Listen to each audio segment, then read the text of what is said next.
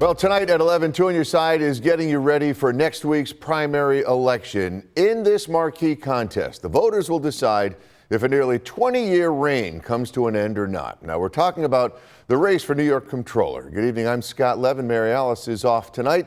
Incumbent Thomas DiNapoli is facing a challenge from two progressive Democrats, Raj Goyal and Drew Warshaw. Early voting began on June 13th and it ends on Sunday.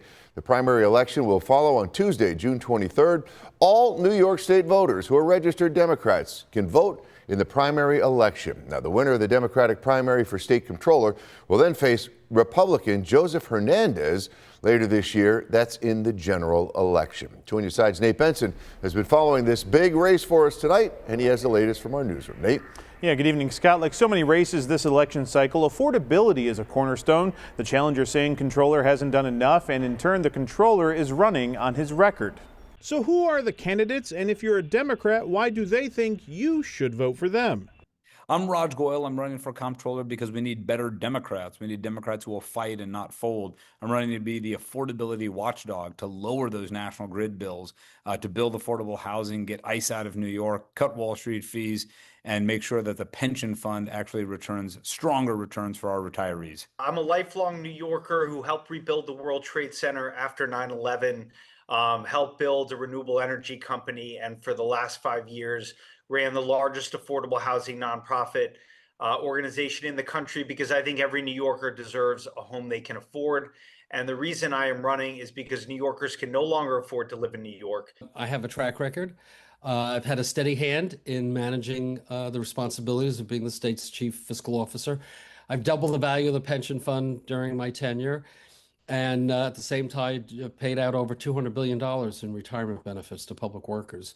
You go down the long list of what we've done with our audits, certainly try to make government more efficient. Comptroller Tom DiNapoli touts that he's gotten back about $110 million in restitution for New Yorkers whose money was stolen, and claims that the Unclaimed Funds program pays out about $2 million per day. But that Unclaimed Funds program is something his opponents have hit him about. I ran a machine learning company. I know this technology. We will simply, it's not too hard to give the money back directly to the people. I've been thinking about this for many years. And, you know, there's other states that have done this successfully. And so right now, the office is passive. You have to go to this clunky website. They publish things in newsprint that people barely read anymore. We're going to get rid of this website that most people don't even know exists.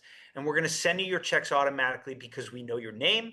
We know how much you're owed, and it's 2026. We have more than enough access to data and technology to just find you, and we should treat this money like it is yours, because it is. And we're in the middle of an affordability crisis, and we're going to take that seriously.